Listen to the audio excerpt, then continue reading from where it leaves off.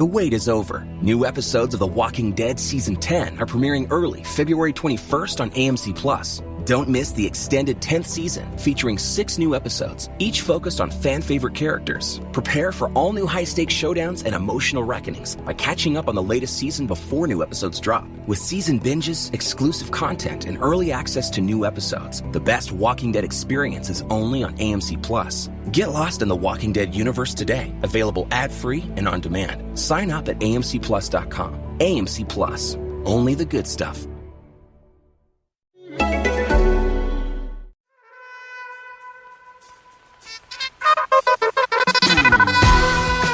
Hey, it's Mark Roberts. This is Let's Get Into Entertainment. The business of entertainment. David, it's the business of entertainment. It is. You know what's crazy about entertainment now is that everything is changing. Before, as independent filmmakers, we had the opportunity to go to festivals and see the people and have people buy tickets to your movie and advertise and do grassroots. Even screenings. Yeah, screenings are gone, right? So now you don't have any of that. You have festivals going virtual. I don't even know what that means. Today, we're going to talk to Paul Espinosa, who is from San Diego. He has a PhD from Stanford University in anthropology. Interesting. With a specific eye on film, television, and how it affects people. I mean, that is anthropology. Mm-hmm. But he's a fellow San Diegan, and he runs the San Diego Latino Film Festival. I love that. Which I believe just went off. So we're going to talk about film festivals. We're going to talk about how your indie film is now affected by this, if it's affected at all. Maybe it's a positive thing. I don't know. But Paul's going to let us know a little bit about that. We'll talk about Tootie's movie. And I've got a big announcement to make that I wasn't able to say before about Netflix and a film that I just finished up. We'll talk about all that when we get back. Ladies and gentlemen, welcome to Let's Get Into Entertainment. The business of entertainment. That's what's up. Dude, we got to jump right into it right now because I've got an announcement. Carlos Almaraz, Playing with Fire, which I have been producing for a number of years with Elsa Almaraz and with Richard Montoya and with Richard Alarcon. You know, we've been... Rich, that's my guy. We've been in the trenches. Yeah. Get a load of this. About a month ago, Netflix says, I want to pick this up. And more importantly, a guy named Rodrigo Mazon, who works at Netflix, watched this movie and agreed that it was an important film. It's not a Netflix original, but it is a licensed Netflix movie that's going to be on Netflix for 10 years, all over the world. For 10 years? Yeah, all over the world. That's pretty good. All over the world. It's an amazing thing that Carlos Almaraz is going to be premiering on Netflix. After this podcast airs, it will premiere on Netflix. So we're talking about Thursday, October 1st, Carlos Almaraz Playing with Fire is on Netflix in every Latin American country, in Spain as well. And then later on, it's going to be in the around the world. But it was such a passion play, you know. I had to stick with it for years and years and years. Sounding like an indie producer right now. Listen, I had to stick with it for years and years and years under all kinds of turmoil, under all kinds of complications. But you know, there was good investors. They were very involved with it being finished. The director stood strong with it for all these years, and ultimately, I'd have to say that the most important factor in the film was Richard Alarcon. Without Richard Alarcon, I don't know that we make it. No. All right. So are we toasting or what? You said you started off this whole piece about, I'm going to give a toast. All right. I'd like to propose a toast to independent film, the independent spirit, documentaries about socially important people and subjects, and the idea that if you stick with it, that sometimes great things happen. Salud. Not over the mixer, though. Not over the mixer. Come on. Cheers, guys. So this is a celebration for independent filmmakers, independent film, and also telling stories that clearly matter to a lot of people. And when people watch Carlos Almaraz playing with fire, they will see something that they wish they had known, or they'll wonder why they didn't know it. And if a film can make you say that, then it was worth making. You know what that is, Davey Dave? That's high concept. I love it. You're full of it. Full of high concept. Come on, look at it. Now he takes a big drink of his torpedo and smiles. Look at the twinkle in his eye. Eating grin right now. Dude. With all that said, we should get on the phone with another Let's do it. independent film producer who's really accomplished as well. He's an award-winning filmmaker. He's a fellow San Diegan, I understand. And here's another thing you don't hear much about filmmakers is that he's got his degree in anthropology. Yeah, which is pretty crazy, from Brown University. Perfect. There you go. Can you hear it? Yeah. If you can hear it ringing. Why is it's kind of Rod? Paul? Yeah. Hey, how you doing, bud? Good. How you doing? Mark Ice Roberts and Davey Dave. Hey. Hey, how you doing? Did you grow up in San Diego? No. I grew up in New Mexico, in Albuquerque, and basically came to California in the early 70s. It was around 74, wow. Basically. But I've been in good tax credits out there. Yeah, well, they are now. At that time, there was nothing like that. But yeah, they've really ramped up film production there since in the last 25 years. It's definitely become a really good place to film, and of course they have tremendous locations of all sorts within a short distance. But yeah, I grew up in Albuquerque, but came to California I think around 74, and then I've been in California most of the rest of that time, good chunk of the time, a fair amount of it. I've been in San Diego since the late 70s, so I've been in San Diego quite some time also. Hey, so just so our listeners know what we're talking about here, you have been making movies, but in addition to making movies, you also run the San Diego Latino Film Festival. Well, I don't run it. I'm basically on the board of the Media Arts Center of San Diego, and the Media Arts Center is the nonprofit organization that runs the film festival. I was one of the founders of the organization, and we've been running. Actually, we just finished our 27th annual film festival. Actually, this past Sunday. I feel like the movie I made, Carlos Almaraz Playing with Fire, played at the Latino San Diego Film Festival last year. Definitely, yeah, it definitely played. I didn't realize that was your film. I know Richard very well. In fact, I saw him. He was with the film actually in I think in San Antonio at Cine Festival. That's right. But yeah, your film was definitely here I think it was last year. And well, we're celebrating on this particular show because the film has been bought by Netflix and it starts premiering on Thursday, October 1st. So. Oh, fantastic. Wonderful. Yeah. Congratulations. So the San Diego Film Festival should take credit for that. That's right, Robert. It's good recognizing. Thank you. Respect. Yeah. You're an important board member and you recommend films and are involved with the process, right? Yeah, to some extent, some more than others, but yeah, basically, we basically really keep the organization going. And then, the film festival the Media Arts Center is a year-long effort. We actually have a small independent theater that we run also in San Diego that we've been running for about the last 8 years now. Mostly small independent films, a lot of Latino films, but it's called the Digital Gem Cinema. And anyway, and then our biggest offering is the annual Latino Film Festival, which, as I mentioned, is just finished its 27th year. In my humble opinion, it's actually one of the best Latino film festivals in the country. Very, very well run, very well organized, and of course, we have so many people love to come to the festival, especially filmmakers who've come in the past, and they know that there's usually a very enthusiastic audience for these films. The executive director of the Media Arts Center is Ethan Bonfilo, and he's just done a remarkable job of keeping the organization going and just making it happen, and a really appreciative audience here for just wonderful films. So as you know, so many of these films basically won't be seen anyplace else, sadly, with some exceptions. But and we really, obviously we're producing we Latinos are producing a huge amount of work that really needs to be seen by much larger audiences. I agree that the Latino Film Festival in San Diego is very well run. It's a beautiful festival. So you guys definitely anyone have a film out there, you should definitely submit. What movies have you made? What are you most proud of? I've basically been primarily a documentary filmmaker, but I've been doing that for now over 40 years.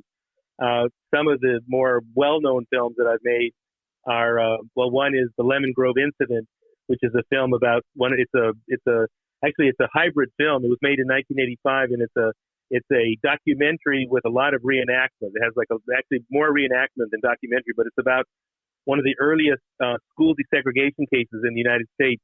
It happened in 1930. It was the first successful challenge to segregation any place in the country. It involved Mexican-American children. The Mexican-American community sued the school board in Lemon Grove to prevent the school board from segregating their children. Anyway, it's a film that tells that story. We interview a lot of the people who were students at the time, and they talk about their memories of this incident, which was hardly known. Really didn't make it into the historical record very much, but was a really important victory for people that were relatively new to the United States. Even then, during the Depression, during one of the very first massive repatriations, the repatriation of Herbert Hoover in the 1930s, that led to almost a million Mexican and Mexican Americans being repatriated, deported basically in that period. So the Lemon Grove Incident is one film that a lot of people know. Another film that I produced is And the Earth Did Not Swallow Him, which is a film. It's an adaptation of a novel by the same name by Tomas Rivera. He was actually the chancellor at the University of California, Riverside. He was the highest ranking Mexican American in the University of California system, and actually the only chancellor for many, many years. But anyway, it's a memoir about growing up as a migrant farm worker in the 1950s, and it's a beautiful novel. It's a novel that got a lot of attention, has won a lot of prizes, and it was adapted for a film. It was basically done for American Playhouse. American Playhouse was the drama series on public television. It's now no longer around. For that, I've done several films for the American Experience. One called The Hunt for Pancho Villa, about Pancho Villa's raid on Columbus, New Mexico in 1916, and the American expedition led by John Pershing that goes after him, spends a year in Mexico without catching sight of Pancho Villa, and declares victory and leaves.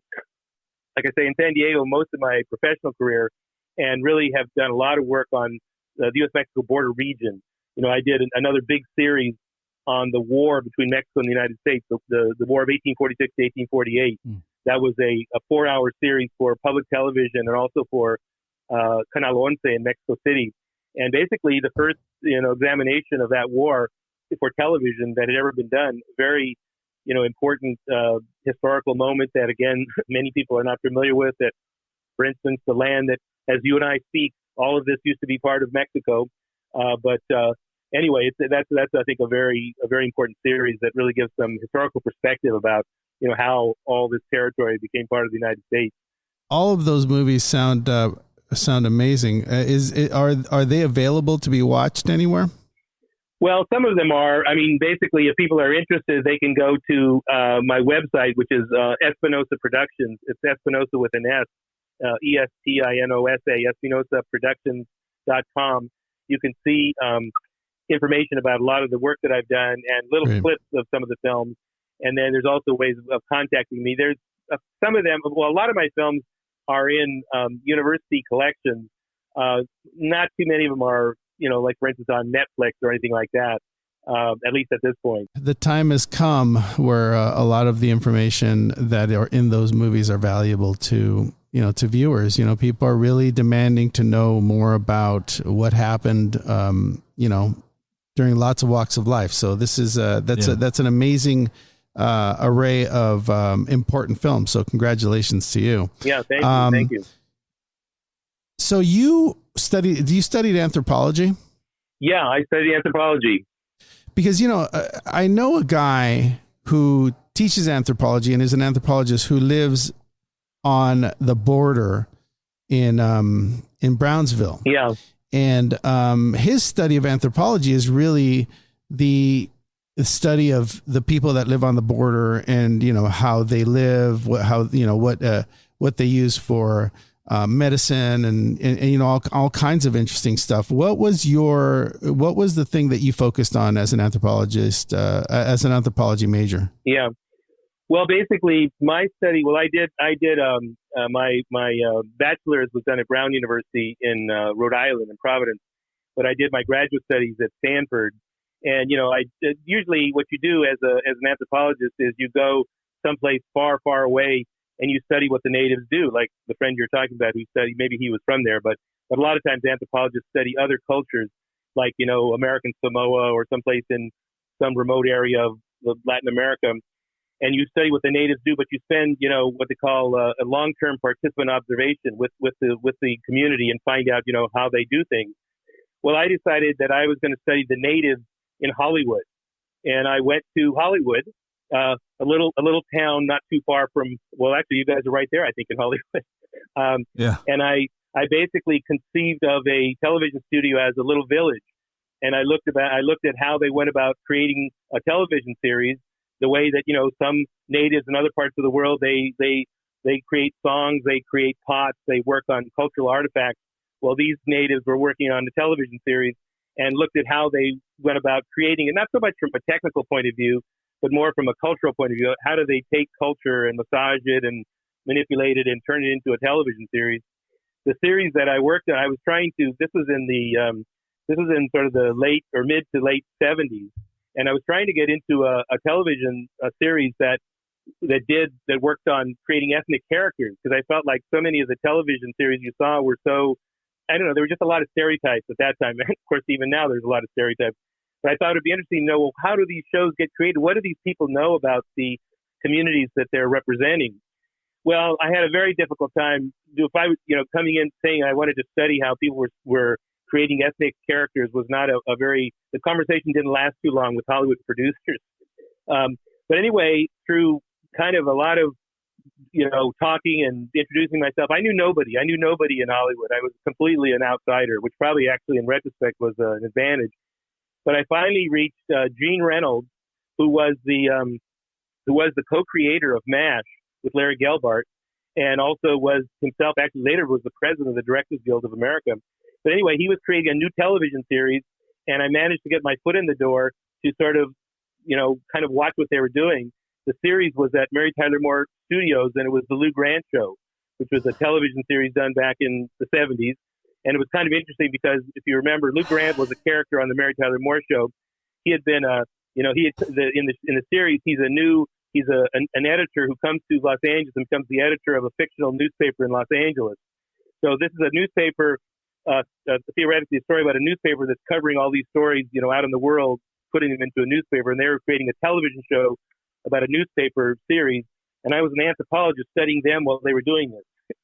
So it was all these wheels within wheels.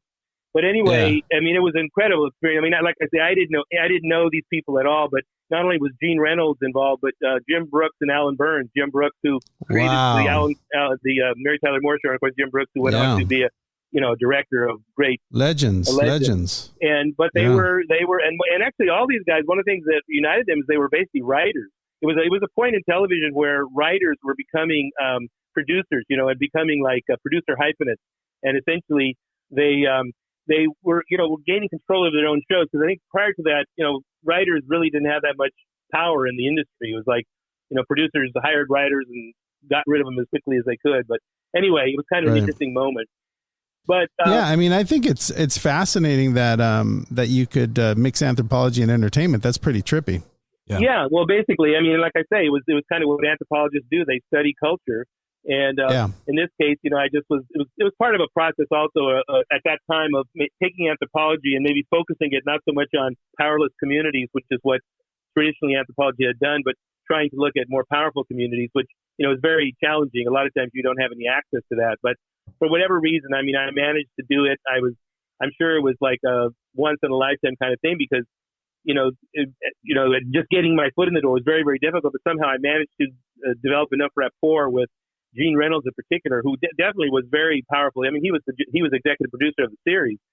So once I had his buy-in, everybody else, I just was just there. Oh, well, he's somebody that knows Gene. I guess he's fine, being here. But I managed to, sit in on lots and lots of story conferences and basically see the whole process of how television series get created. Much of which is pretty mundane, especially once at this point, the series actually they were trying to sell this. They hadn't even been sold yet to a network. So it was in a very early stage. They hadn't cast the show other than the main character, So anyway, it was very early in the process, which is exactly because I think if you go to a television series and study it, in the 5th season, I mean, so many decisions have already been made, fundamental decisions about how they create stuff,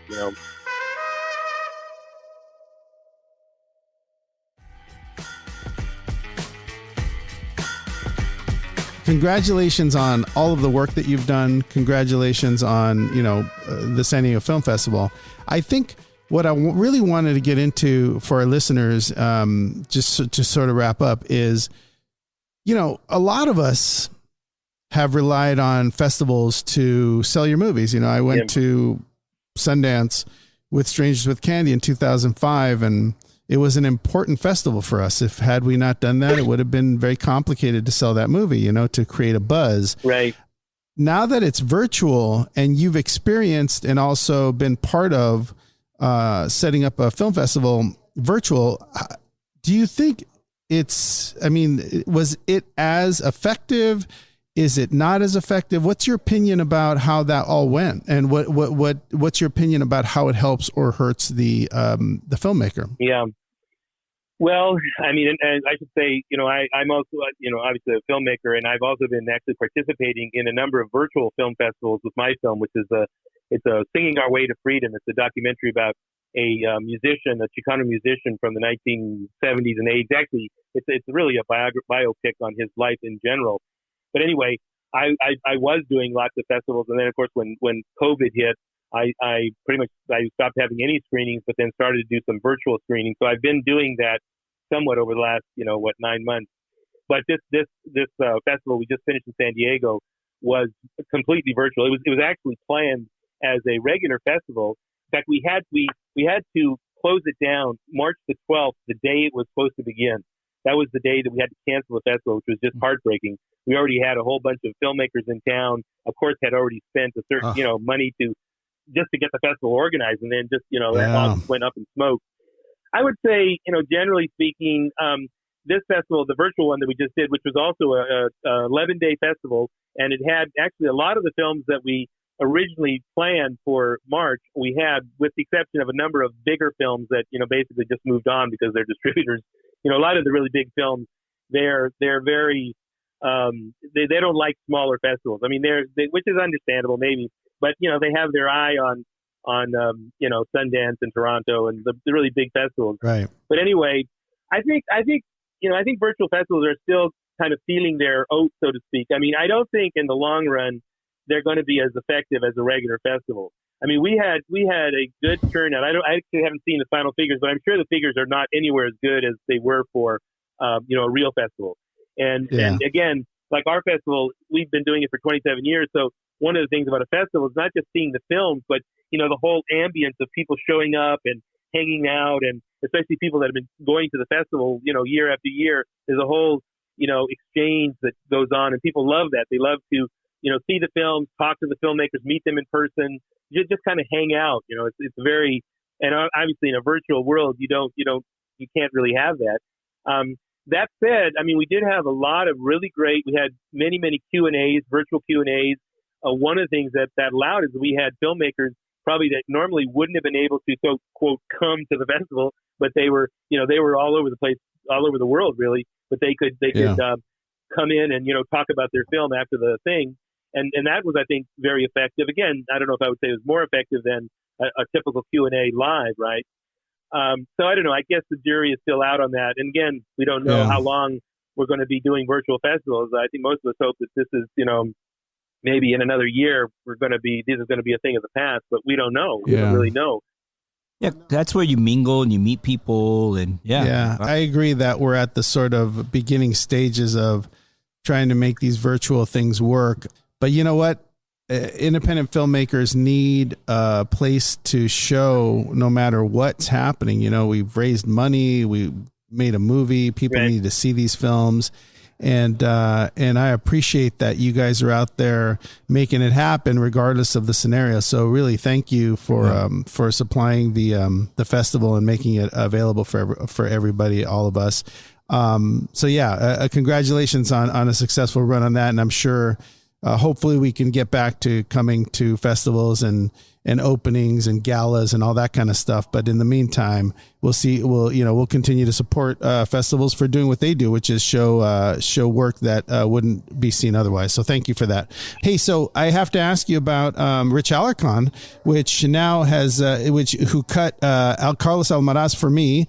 And many other films, by the way, and is now working with our boy here, Rod Tootie Rinks on Made in Mexico. How do you know Rich, and have you worked with him? Well, no, I think I was talking about Richard Montoya. Oh shoot! Okay, let's go back. Hang on a second. But I'm going to go back. Yeah, but he doesn't know Alarcon. No, he doesn't. But Paul, you do know Rick Najera, right? Yeah. No, I know Rick Najera and Richard Montoya. I know the Culture Clash very well. In fact, hang on a second. Let me go back. Okay. Tip of the hat. The big tip of the sombrero to or the tequila bottle to you and everyone involved with the San Diego Latino Film Festival. Really appreciate you. You know Richard Montoya. Richard Montoya is my partner in Water and Power, which I produced with him, and now we did Carlos Almaraz Playing with Fire, and of course he's from the legendary group Culture Clash, which is a super important voice in all things Latino. But how do you know him, and have you worked with him? Yes. Basically, I know Richard well, and Herbert Siguenza and Rick Salinas, all of the three members of Culture Clash. Yeah, I did a series. I did a 2-hour special for PBS called The Border back in 1999, and basically we did 6 stories of different all along the U.S.-Mexico border, and one of them was a story about Border Town, which was a play that the Culture Clash had been commissioned to produce about a border town, about San Diego, Tijuana. And they, in their typical fashion of what they did, they basically interviewed lots and lots of people on both sides of the border, and they mounted a play about that. But I was doing a television series, a PBS series, a national series about the U.S.-Mexico border, and I thought it would be interesting to look at how artists were looking at the border and thinking about it and conceptualizing how it played a role in their work. And so I was sort of peering over their shoulders as they created Border Town. So that was a very nice segment that we did with them. Yeah. And actually we wanted, and they had already done, at least 6 different shows like that where they were commissioned, in different parts of the country, Miami and the Mission in San Francisco and other places. And we actually had hoped to do something where we would do more of that, a whole series where they sort of do the different parts of America. Culture Clash does America kind of, but anyway, we weren't able to raise the money for that. But anyway, I've known them since then, and we see each other at different times. I like I say, I saw Richard Montoya actually. Well, he was down here also for the Carlos Almaraz film. I think it was last year, right? It was last year, yeah. And then I also saw him in San Antonio. He was at San Antonio Cine Festival, where I was also showing my film on Chunky Sanchez. And Herbert, I see, because Herbert's actually been the playwright in residence down here for the last 3 years with the San Diego Repertory Theater. So, but yeah, that's amazing. Yeah, I think the voice of Mexican Americans and immigrants and all these stories that are now coming out. And, look, by the way, you've been doing the stories for years and years and years. It's sort of just time. And there's people that are very interested in this now. And I just hope, that every film you mentioned, I really love to see. Yeah. So, I just hope that that even after all this time, those find homes and people can check them out. But it was a pleasure talking to you. You have, you've done, an amazing amount of work, and you've done a lot of good things, and I appreciate that you do the Latino Film Festival in San Diego, and I think everyone should check that out and submit. But anyway, dude, congratulations! Thank you for being on the show, and hopefully you can come back and tell us more about what's coming next. Okay, sounds wonderful. Listen, I really enjoyed talking to you guys. So keep the faith, and we'll just keep going. Thanks, buddy. That's right, bud. Okay. All right, talk soon. A couple of things. I think what's true is that virtual festivals may not have figured out exactly how that works yet. Well, there's this look. So there's no way to quantify it. No, because the traditional festival that we're used to is you go, you make deals there. People watch your movies, shake hands, shake hands. The whole that you miss that social aspect. But as Paul was saying, that virtually now you could be anywhere in the world and go to that festival. You could watch that movie and you can interact. Now, being on a screen with a bunch of people isn't the same as standing next to somebody. It's going to take a minute. It's going to take a minute. Am I a fan of it? No, because I'm a social person, unlike you, Roberts, who likes just to sit at home and you know what? Drink your Terramana.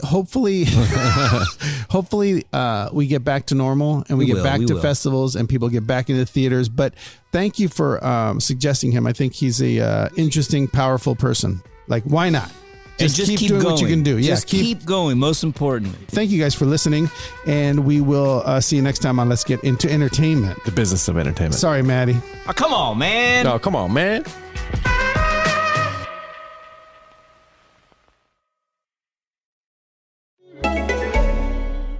The wait is over. New episodes of The Walking Dead Season 10 are premiering early February 21st on AMC+. Don't miss the extended 10th season featuring 6 new episodes, each focused on fan-favorite characters. Prepare for all new high-stakes showdowns and emotional reckonings by catching up on the latest season before new episodes drop. With season binges, exclusive content, and early access to new episodes, the best Walking Dead experience is only on AMC+. Get lost in the Walking Dead universe today. Available ad-free and on demand. Sign up at amcplus.com. AMC Plus. Only the good stuff.